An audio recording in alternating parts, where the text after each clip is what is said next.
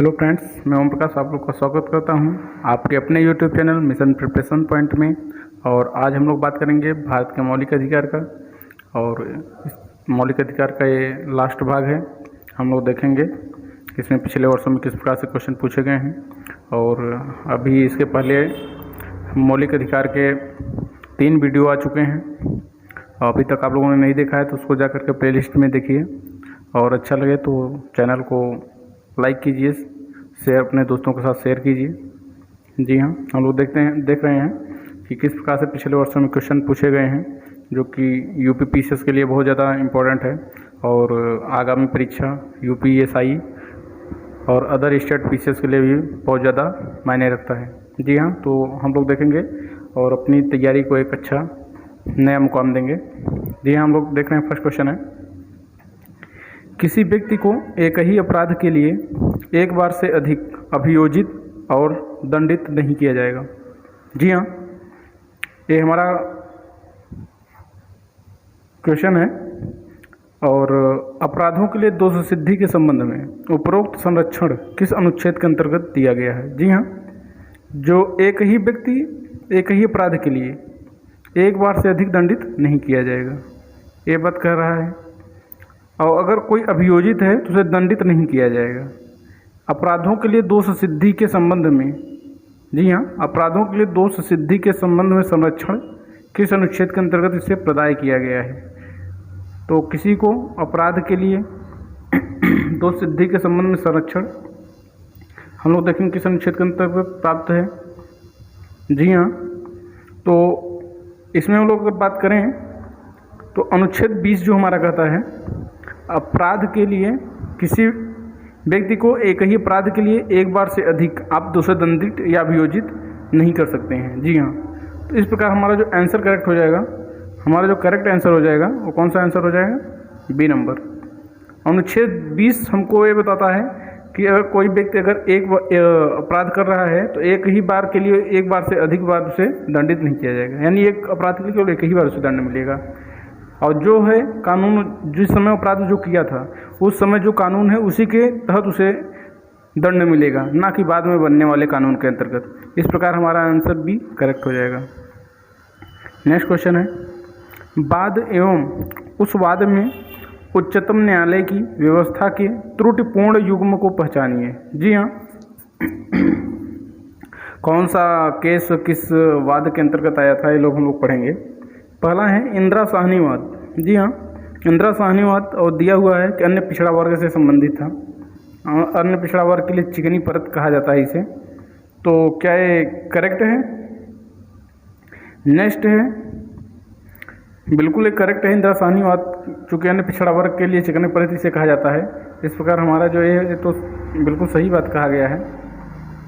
Next है विशाखावाद। जी हाँ, विशाखावाद अपने कार्यस्थल पर यौन उत्पीड़न से कामकाजी महिलाओं का संरक्षण। जी हाँ, जब विशाखावाद आया था, ये कार्यकाजी जो महिलाएं होती है, कामकाजी महिलाएं होती हैं, उनके कार्यस्थल पर उनको यौन उत्पीड़न के न हो उसके संरक्षण के लिए विशाखावाद आया था।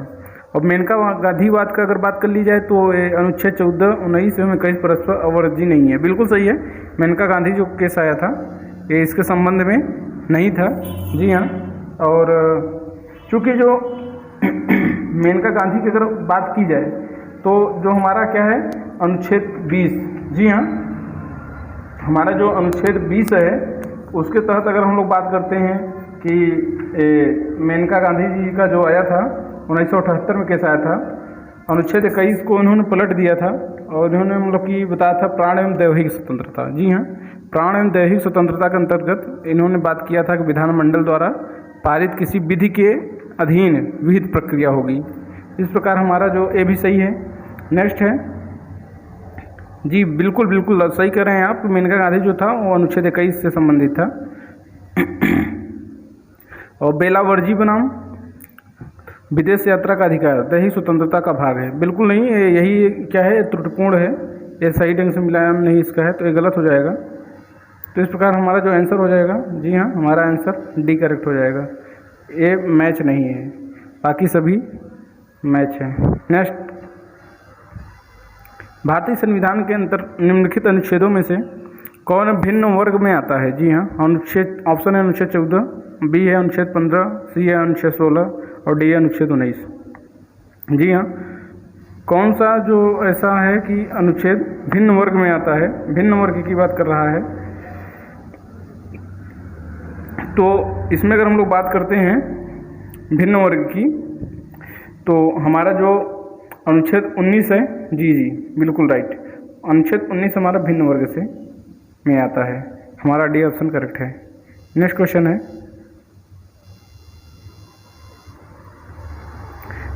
निम्नलिखित अधिकारों में से कौन सा अधिकार अनुच्छेद 19(1) डी को अनुच्छेद 21 से मिलाकर पढ़ने पर प्राप्त होता है? जी हाँ, कौन सा ऐसा अधिकार है? हम लोग ऑप्शन देख रहे हैं। ऑप्शन ए है विदेश यात्रा का अधिकार, ऑप्शन बी है शरण पाने का अधिकार, ऑप्शन सी है एकांतता का अधिकार, ऑप्शन डी है सूचना प्राप्त करने का अधिकार। जी बिल्कुल सही है। एकांतता का जो अधिकार है, अगर हम लोग अनुच्छेद 19(1) डी को अनुच्छेद 21 के साथ अगर मिलाकर पढ़ते हैं तो हमको एकांतता का अधिकार प्राप्त होता है। हमारा सी आंसर करेक्ट है। नेक्स्ट क्वेश्चन है, निम्नलिखित कथनों में से कौन सा सही नहीं है? जी हाँ, यूपी लोअर पीसीएस 2013 में क्वेश्चन आया हुआ है। हम लोग देख रहे हैं कौन सा सही नहीं है। फर्स्ट ऑप्शन है, के.एम. मुंशी संविधान का प्रारूप बनाने वाली समिति के एक सदस्य थे। ऑप्शन बी है, संविधान सभा द्वारा भारतीय संविधान स्वीकार किया गया। ऑप्शन सी है, बलवंत राय मेहता समिति रिपोर्ट 1957 द्वारा पंचायती राज की संस्तुति की गई। ऑप्शन डी है, संविधान के अंतर्गत मूल अधिकारों का संरक्षक भारत का राष्ट्रपति है। जी हाँ, इसमें हम लोग को बताना है कौन सा सही नहीं है, इसको हम लोग को बताना है। तो जो संविधान के अंतर्गत मूल अधिकार था का संरक्षक भारत का राष्ट्रपति है, ये ऐसा कुछ नहीं है। जो मूल अधिकारों का संरक्षक माना गया है सर्वोच्च न्यायालय को, तो ये हमारा सही नहीं है। इस पर हमारा आंसर डी हो जाएगा। बाकी जो के.एम. मुंशी संविधान सभा प्रारूप बना समिति के सदस्य थे, ये बिल्कुल सही है। संविधान सभा भारतीय संविधान द्वारा स्वीकार किया गया था, ये भी राइट है। बलवंत राय मेहता समिति की जो रिपोर्ट आई थी पंचायती राज जिसमें कहा गया था, वो 1957 में आया था, बिल्कुल सही है। तो इसका जो हमारा करेक्ट आंसर हम लोग देखेंगे तो डी आंसर करेक्ट हो जाएगा, इस चूँकि इसमें नहीं की बात कहा है। नेक्स्ट क्वेश्चन है, बिना कर्तव्य के उसी प्रकार है जैसे मनुष्य बिना परछाई के। जी हाँ, आगे डैश है, मतलब कि ब्लैंक्स है, आपको फिल इन द ब्लैंक्स को भरना है। क्या है? ऑप्शन ए है विश्वास, ऑप्शन बी है अधिकार, ऑप्शन सी है नैतिकता, ऑप्शन डी है कार्य। जी हाँ, जो हमारे अधिकार होते हैं बिना कर्तव्य के उसी प्रकार हैं जैसे मनुष्य बिना परछाई के। जी हाँ, तो हमारा यहाँ पे जो हो जाएगा आंसर बी हो जाएगा, अधिकार। आप इसको जब पढ़ेंगे तो एक कंप्लीट आपको मिलेगा वाक्य, जैसे कि अधिकार बिना कर्तव्य के उसी प्रकार हैं जैसे मनुष्य बिना परछाई के। जी हाँ। नेक्स्ट क्वेश्चन है, न्यायालय उपधारिता कर सकता है कि अपराध गठित करने वाला कोई कृत्य अस्पृश्यता के आधार पर किया गया था, यदि ऐसा अपराध किसके संबंध में किया गया हो। जी हाँ, आपको बताना है ऐसा अपराध किसके संबंध में किया गया हो, तो अनुसूचित जाति के सदस्यों के। जी हाँ, ऑप्शन ए है अनुसूचित जाति के सदस्य, ऑप्शन बी है अनुसूचित जनजाति के सदस्य, ऑप्शन सी है किसी भी समुदाय के सदस्य, ऑप्शन डी उपरोक्त में से कोई नहीं। तो हम लोग जो देखेंगे कि न्यायालय द्वारा उपधारित कर सकता है, अपराध गठित करने वाला कोई अस्पृश्यता के आधार पर किया गया है, यदि ऐसा अपराध किसके द्वारा किया गया हो। जी हाँ, तो अनुसूचित जाति के सदस्य के संबंध में किया गया हो, तो अस्पृश्यता के आधार पर किया गया था, ऐसा माना जाएगा। तो हमारा ये आंसर करेक्ट हो जाएगा। नेक्स्ट क्वेश्चन है, भारत के राष्ट्रपति को निलंबन की शक्ति। जी हाँ, भारत के राष्ट्रपति को निलंबन की शक्ति प्राप्त है। यूपी लोअर पीसीएस 2015 में क्वेश्चन आया हुआ है और बहुत इंपॉर्टेंट क्वेश्चन है आप लोगों के लिए। तो हम लोग देखेंगे अनुच्छेद 20 में वर्णित मौलिक अधिकारों को, ऑप्शन बी अनुच्छेद 21 में वर्णित मौलिक अधिकारों को, ऑप्शन सी है अनुच्छेद 21A में वर्णित मौलिक अधिकारों को, और ऑप्शन डी है अनुच्छेद 19 में वर्णित मौलिक अधिकारों को।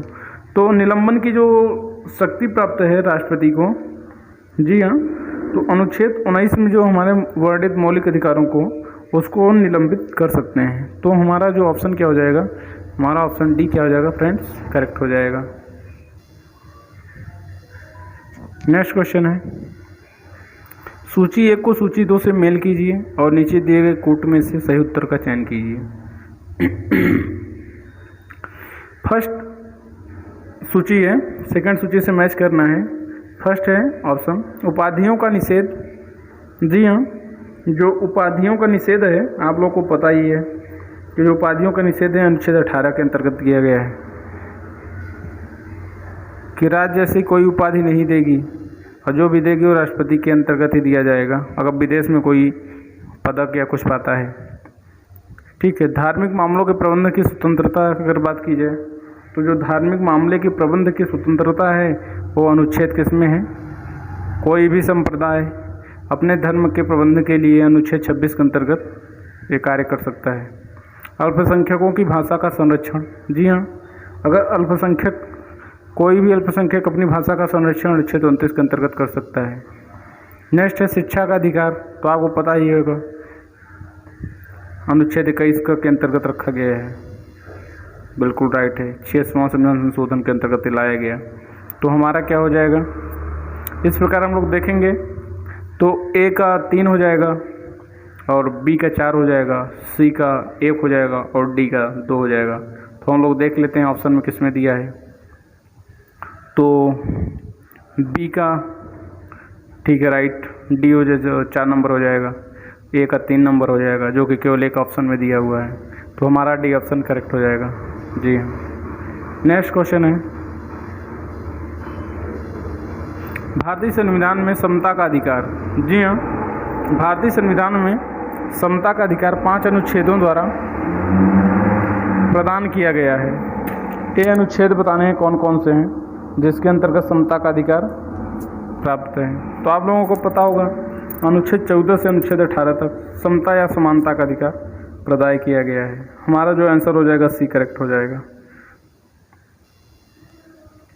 नेक्स्ट क्वेश्चन है निम्नलिखित में से किस आधार पर नागरिकों की विचार अभिव्यक्ति की स्वतंत्रता पर प्रतिबंध नहीं लगाया जा सकता। जी हाँ, छत्तीसगढ़ पीसीएस 2014 में बहुत अच्छा क्वेश्चन पूछा गया है। किस आधार पर नागरिकों की विचार एवं अभिव्यक्ति की स्वतंत्रता पर प्रतिबंध नहीं लगाया जा सकता है? आप लोग ध्यान दीजिए नहीं की बात, ठीक है। ऑप्शन ए है भारत की संप्रभुता, ऑप्शन बी है लोक व्यवस्था, ऑप्शन सी है न्यायपालिका का अपमान, ऑप्शन डी है अवांछनीय आलोचना। जी हाँ, तो जो अवांछनीय आलोचना है इस पर प्रतिबंध नहीं लगाया जा सकता है। हमारा जो डी ऑप्शन क्या हो जाएगा, करेक्ट हो जाएगा। नेक्स्ट क्वेश्चन है निम्नलिखित में से भारत के संविधान का कौन सा अनुच्छेद कानून के समक्ष समता या समानता से संबंधित है? जी हाँ, समक्ष समानता से संबंधित है। तो कौन सा अनुच्छेद है आप लोगों को पता होगा, अनुच्छेद 14 समता या समानता के अंतर्गत इसे लाया जाता है। अनुच्छेद सी हमारा क्या हो जाएगा, करेक्ट हो जाएगा। नेक्स्ट क्वेश्चन है व्यक्तिगत स्वतंत्रता के लिए उच्च न्यायालय निम्नलिखित में से किस रेट को जारी कर सकता है? जी हाँ, व्यक्तिगत स्वतंत्रता के लिए उच्च न्यायालय निम्नलिखित में से किस रेट को जारी कर सकता है? जी हाँ, तो कौन सा रेट जारी कर सकता है व्यक्तिगत स्वतंत्रता के लिए? बंदी प्रत्यक्षीकरण, बिल्कुल राइट है। आप लोग क्या हो जाएगा, बंदी प्रत्यक्षीकरण हो जाएगा, क्योंकि परमादेश अधिकार परीक्षा प्रतिषेध ये सब जारी किए जाते हैं। 5 प्रकार के रेट अनुच्छेद 32 के अंतर्गत जारी की जाती है, जिसमें क्या होता है कि व्यक्तिगत स्वतंत्रता के लिए जो उच्च न्यायालय द्वारा जारी किया जाता है वो क्या है, बंदी प्रत्यक्षीकरण। अगर जो उच्च न्यायालय की बात किया जाए तो उच्च न्यायालय जो ये देता है अनुच्छेद 226 के अंतर्गत हम रेट जारी करने का वो देता है, और अनुच्छेद 32 के अंतर्गत सर्वोच्च न्यायालय देता है। तो हमारा सी ऑप्शन करेक्ट हो जाएगा। नेक्स्ट क्वेश्चन है भारतीय संविधान के किस अनुच्छेद में विधि की सम्यक प्रक्रिया के सिद्धांत को शामिल किया गया है? जी हाँ, विधि की सम्यक प्रक्रिया के जो सिद्धांत है वो किस अनुच्छेद के अंतर्गत शामिल किया गया है, ये क्वेश्चन पूछ रहा है। तो आप लोगों को पता होगा विधि की सम्यक प्रक्रिया किस में दिया हुआ है, अनुच्छेद 21 के अंतर्गत विधि की सम्यक प्रक्रिया का उल्लेख किया गया है। तो हमारा जो आंसर हो जाएगा क्या हो जाएगा, सी करेक्ट हो जाएगा। नेक्स्ट क्वेश्चन है निम्नलिखित में से कौन सा भारत के संविधान द्वारा प्रदत्त 6 मौलिक अधिकारों में से नहीं है?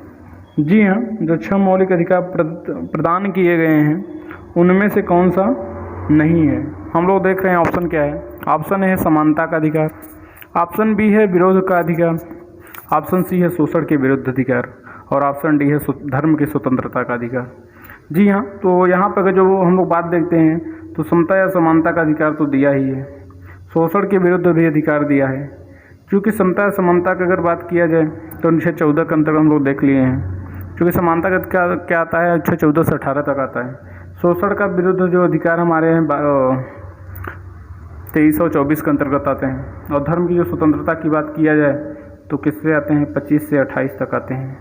जी हाँ, इस प्रकार जो हमारा आंसर हो जाएगा क्या हो जाएगा, विरोध का अधिकार इसमें शामिल नहीं किया गया है। नेक्स्ट क्वेश्चन है, अनुसूचित जाति तथा अनुसूचित जनजाति। जी हाँ, अनुसूचित जाति तथा अनुसूचित जनजाति को किस अनुच्छेद के अंतर्गत मौलिक सामाजिक, आर्थिक, राजनीतिक तथा सांस्कृतिक अधिकार दिया गया है? जी हाँ, किस अनुच्छेद के अंतर्गत दिया गया है, ये क्वेश्चन पूछा जा रहा है। तो हम लोग देखेंगे, ऑप्शन है अनुच्छेद 20, ऑप्शन बी है अनुच्छेद 19, ऑप्शन सी अनुच्छेद 18 और अनुच्छेद 17। जी हाँ, तो अनुच्छेद 17 हमारा बताता है जिसमें स्पष्टता की बात कही गई है, हमारा करेक्ट हो जाएगा। अनुसूचित जाति तथा जनजाति के लिए ये अधिकार इन्हें प्रदान किए गए हैं, हमारा डी आंसर करेक्ट हो जाएगा। नेक्स्ट क्वेश्चन है, आप लोग फ्रेंड्स देखिए कितने इंपॉर्टेंट क्वेश्चन आपको कराए जा रहे हैं। आप वीडियो को ज़्यादा से ज़्यादा लाइक और शेयर कीजिए अपने फ्रेंड्स के साथ। यूपी पीसीएस मेंस 2015 में और सभी पिछले वर्ष को आए ही क्वेश्चन कराए जाएंगे। इसमें कोई ऐसे रॉन्ग या ऐसे क्वेश्चन नहीं कराए जाएंगे अपने से। इसमें जो पिछले वर्षों में क्वेश्चन पूछे गए हैं ऑथेंटिक क्वेश्चन और जो आगामी एग्जाम में आने की जिनको संभावना है वही वैसे ही क्वेश्चन आपको कराए जाएंगे ज़्यादा से ज़्यादा। और ये पूरा पॉलिटिकल साइंस हम लोग पूरा कंप्लीट देखेंगे, भारतीय राज्य व्यवस्था संविधान को। जी हाँ, निम्नलिखित युग्मों में से कौन सा सही सुमेलित नहीं है? ऑप्शन ए है मानव के दुर्व्यापार तथा बाल श्रम का प्रतिषेध, जो कि अनुच्छेद 23 में दिया है। सेकंड बी है अल्पसंख्यक वर्गों के हितों का संरक्षण, अनुच्छेद 29 में दिया है, 29 में। सी है संवैधानिक उपचारों का अधिकार, जो कि अनुच्छेद 32 में दिया है। और डी है शिक्षा संस्थाओं की स्थापना तथा प्रशासन करने का अल्पसंख्यक वर्गों का अधिकार, जो कि अनुच्छेद 31 में दिया, जो कि गलत है। जी हाँ, आप देखेंगे इसको कि जो अल्पसंख्यक वर्ग हैं उनको जो प्रशासन करने का, शिक्षा संस्थाओं की स्थापना का जो अधिकार दिया गया है वो किस में दिया गया है, अनुच्छेद 30 के अंतर्गत ये बात कही गई है। तो शिक्षा संस्थानों की स्थापना कर सकते हैं, प्रशासन कर सकते हैं, ये जो सब दिया है बात है अल्पसंख्यक वर्गों का, ये 30 में दिया है ना कि 31 में। तो इसलिए हमारा क्या हो जाएगा, ये मैच नहीं है। और यही पूछा है कि कौन सा सुमेलित नहीं है, यही बताना है कौन सा सुमेलित नहीं है। डी ऑप्शन हमारा क्या है, सुमेलित नहीं है, बाकी सभी सुमेलित हैं। ये जो दिया गया है इसे अनुच्छेद 30 के अंतर्गत प्रदान किया गया है। इस प्रकार हमारा जो आंसर हो जाएगा, हमारा आंसर क्या हो जाएगा फ्रेंड्स, डी करेक्ट हो जाएगा। नेक्स्ट क्वेश्चन है, भारत में नागरिकों के मौलिक अधिकारों में संशोधन कौन कर सकता है? जी हाँ, भारत में जो नागरिक होंगे उनके मौलिक अधिकारों में अगर संशोधन की बात की जाए तो कौन कर सकता है? जी हाँ,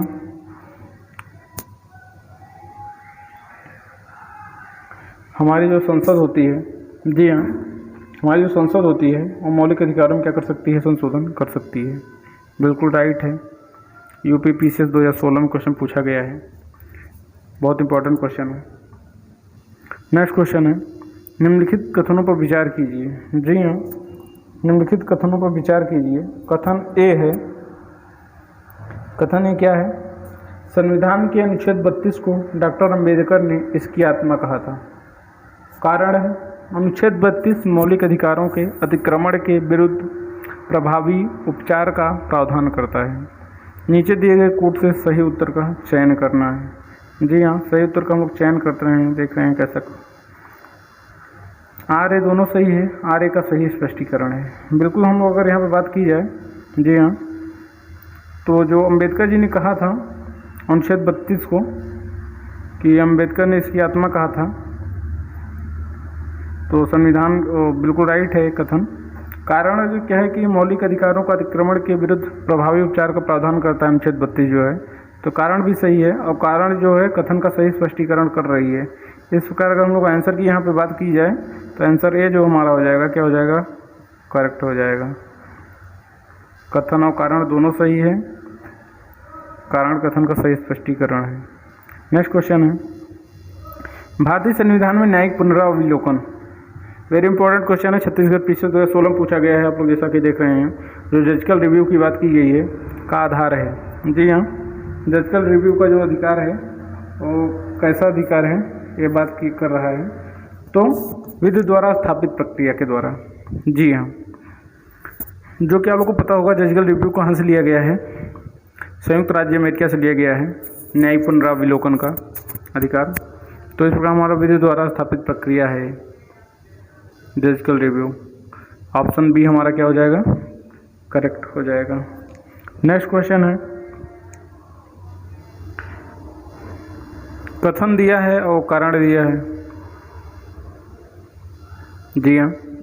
कथन ये है, सामाजिक, आर्थिक एवं राजनीतिक क्षेत्रों में समान आधार निर्मित करने के उद्देश्य से राज्य असमान लोगों के लिए भिन्न व्यवहार कर सकता है। कारण है, समान लोगों में विधि समान होगी और समान रूप से प्रशासित की जाएगी। उपयुक्त कथनों के संदर्भ में सही उत्तर का चयन करना है। तो अगर यहाँ पे हम लोग बात करते हैं तो जो हमारा सामाजिक, आर्थिक एवं राजनीतिक, जी हाँ, क्षेत्रों में समान आधार निर्मित करने के उद्देश्य से, बहुत इंपॉर्टेंट क्वेश्चन है। यूपी पीएससी मेंस 2016 में पूछा गया है, जो कि बहुत इंपॉर्टेंट है, बहुत लॉजिकल क्वेश्चन है और आने वाले हमारे एग्जाम में ऐसा क्वेश्चन बन सकता है, इसको हम लोग थोड़ा ध्यान से देखेंगे। सामाजिक, आर्थिक एवं राजनीतिक क्षेत्रों में समान आधार निर्मित करने के उद्देश्य से राज्य असमान, जी हाँ, राज्य है जो है असमान लोगों के लिए भिन्न व्यवहार कर सकता है। बिल्कुल सही है, कथन हमारा बिल्कुल राइट है। कारण इसका देख लेते हैं। कारण है, समान लोगों में विधि समान होगी और समान रूप से प्रशासित की जाएगी। बिल्कुल ये भी करेक्ट है। करेक्ट के साथ साथ जो हमारा कारण है वो कथन का सही स्पष्टीकरण भी दे रहा है। तो हम लोग देखेंगे ऑप्शन ए में क्या है कि ए सही है, आर गलत है, जो कि गलत हो जाएगा। ऑप्शन बी हम लोग का गलत है और आर सही है। तो इसमें हम लोग देखेंगे किसमें दिया है, आर, ए और आर दोनों सही है और आर ए का सही स्पष्टीकरण। हमारा डी आंसर क्या हो जाएगा, करेक्ट हो जाएगा। नेक्स्ट क्वेश्चन है, भारतीय संविधान में स्वतंत्रता का अधिकार 4 अनुच्छेदों द्वारा प्रदान किया गया है। जी हाँ, बिल्कुल राइट है। जो स्वतंत्रता का अधिकार है जो 4 अनुच्छेदों द्वारा प्रदान किया गया है वो कौन से अनुच्छेद हैं, ये हम लोगों को क्या करना है, बताना है। तो हमारा जो अनुच्छेद 19 है, जी हाँ, आप लोगों को पता होगा, अनुच्छेद 19 से अनुच्छेद 22 तक हमारे संविधान का अधिकार, स्वतंत्रता का अधिकार दिया हुआ है। तो हमारा क्या हो जाएगा, ये करेक्ट हो जाएगा। अनुच्छेद 19 से 22 तक ये 4 अधिकार प्रदान किए, 4 अनुच्छेद के अंतर्गत स्वतंत्रता के अधिकार प्रदान किए गए हैं। नेक्स्ट क्वेश्चन है, जी हाँ, कथन है, राज्य 6 से 14 वर्ष के सभी बच्चों को निःशुल्क, जी हाँ बिल्कुल निःशुल्क, थोड़ा इसको छोटा कर लेते हैं क्योंकि बहुत क्लियर होना चाहिए आपको। कथन है, राज्य 6 से 14 वर्ष के सभी बच्चों को निःशुल्क एवं अनिवार्य शिक्षा प्रदान करेगा। कारण है, एक प्रजातांत्रिक समाज में शिक्षा का अधिकार मानवाधिकार के रूप में विकास के अधिकार की व्याख्या के लिए अपरिहार्य है। जी हाँ, इसमें हम लोग अगर देखते हैं, जो हमारा कारण बोल रहा कथन है कि राज्य 6 से 14 वर्ष के सभी बच्चों को निःशुल्क एवं अनिवार्य शिक्षा प्रदान करेगा, जो कि अभी आप लोगों ने देखा है अनुच्छेद 21 के अंतर्गत ऐसी बात कही गई है, सही है। और कारण एक प्रजातांत्रिक समाज में शिक्षा का अधिकार मानवाधिकार के रूप में विकास के अधिकार की व्याख्या के लिए अपरिहार्य है। बिल्कुल सही है, कारण भी सही है और कारण हमारा कथन का सही स्पष्टीकरण, इस प्रकार हमारा आंसर जो ए हो जाएगा, करेक्ट हो जाएगा। नेक्स्ट क्वेश्चन है, भारत के संविधान में शोषण के विरुद्ध अधिकार द्वारा निम्नलिखित में से कौन से परिकल्पित हैं। जी हाँ, कौन सा इससे परिकल्पित होता है, हम लोग देख रहे हैं शोषण के विरुद्ध के अंतर्गत। तो हमारा जो कथन है ए नंबर 1 देख लेते हैं, मानव देह का व्यापार और बंधुआ मजदूरी, बेगारी का निषेध। सेकंड है अस्पृश्यता का उन्मूलन। थर्ड है अल्पसंख्यकों की हितों की सुरक्षा। और फोर्थ है कारखानों और खदानों में बच्चों के नियोजन का निषेध।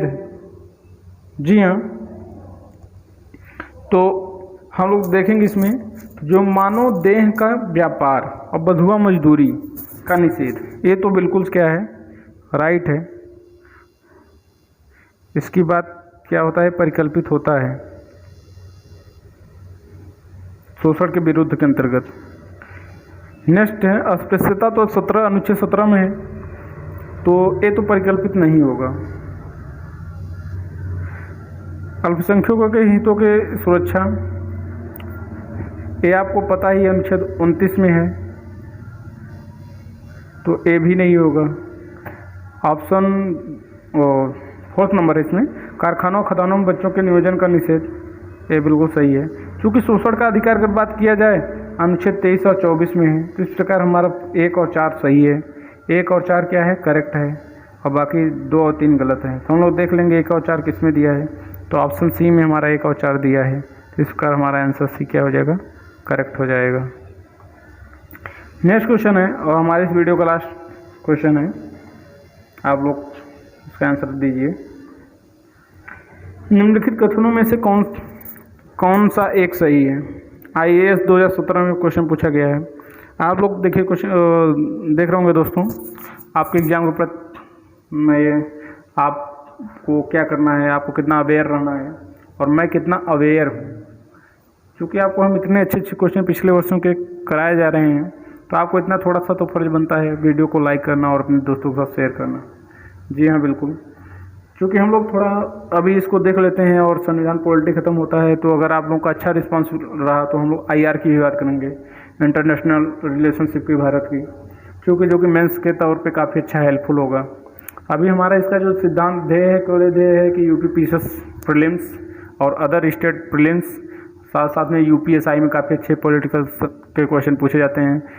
तो इसके तौर पे हम लोग अभी इस पर चर्चा कर रहे हैं, पिछले वर्षों के क्वेश्चन सॉल्व कर रहे हैं।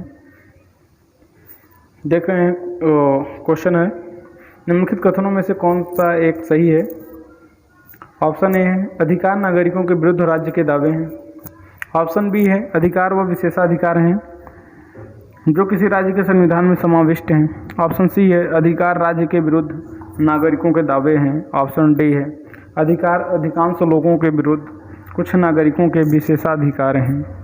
जी हाँ, तो जो कौन सा इसमें सही है, तो जो हमारे अधिकार होते हैं वो राज्य के विरुद्ध नागरिकों के दावे होते हैं। जी हाँ, राज्य के विरुद्ध नागरिकों के दावे हमारे बिल्कुल सही हो जाएगा। इसमें सही बताना है, हमारा ऑप्शन सी एकदम करेक्ट हो जाएगा, क्योंकि ये बता रहा है कि राज्य के जो अधिकार राज्य के विरुद्ध नागरिक के दावे होते हैं।